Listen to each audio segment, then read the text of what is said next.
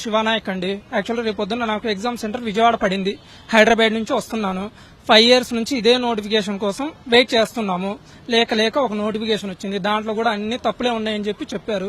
సరే తప్పులు ఉన్నాయని కొంతమంది మా కోర్టుకి వెళ్లారు. కోర్టు కూడా దాంట్లో ఏం తీర్పు ఇవ్వలేదు.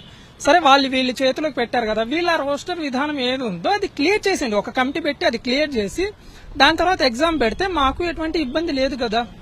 ఇప్పుడు దాంట్లో రోస్టర్ మిస్టేక్స్ ఉన్నాయంటున్నారు. మేము ఎగ్జామ్ రాసిస్తాం. రేపు పొద్దున్న అది క్యాన్సిల్ చేస్తే ఎవరు దీనికి బాధ్యులు? మళ్ళీ మేము జ్యుడిషియరీ చుట్టూ తిరగాలి. ఇది 2-3 years తీసుకునేది కదా లెంత్. మేమేమంటాం అంటే ఒక కమిటీ అయ్యండి దాని మీద, రోస్టర్ విధానం మీద అసలు ఏంటనేది తేల్చండి. తేల్చిన తర్వాత మీరు మెయిన్స్ పెట్టండి, మేము రాస్తాం. ఇప్పుడు 3 days నుంచి అయితే మాకు ఎగ్జామ్ మీకు సానుకూలంగా ఉంది అని చెప్పేసి లోకేష్ గారు కూడా ట్వీట్ చేశారు. దాన్ని నమ్ముకునే ఉన్నాం. మధ్యాహ్నం వరకు అన్ని న్యూస్ ఛానల్స్ లో వచ్చాయి ఇది ఇష్యూ అని చెప్పేసి. ఒక వెబ్ నోట్ కూడా సర్క్యులేషన్ అయింది. దాని తర్వాత ఇప్పుడు వచ్చేసి క్యాన్సిల్ అంటున్నారు, అది అంటున్నారు. మాకేం క్లారిటీ లేదు. మేమేమో హైదరాబాద్ నుంచి వచ్చి ఇక్కడ మధ్యాహ్నం నుంచి కూర్చొనే ఉన్నాం.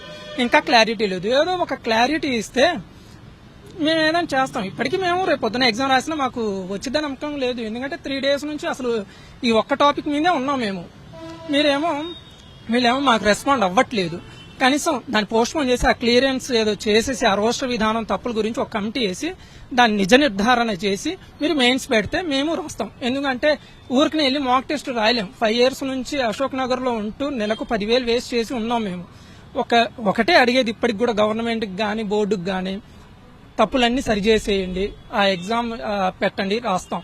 తప్పులుండి మీరు ఎగ్జామ్ పెట్టినా మేము రాసినా వేస్ట్. రేపొద్దున కోర్టు క్యాన్సిల్ చేస్తే 2-3 years మళ్ళీ వేస్ట్.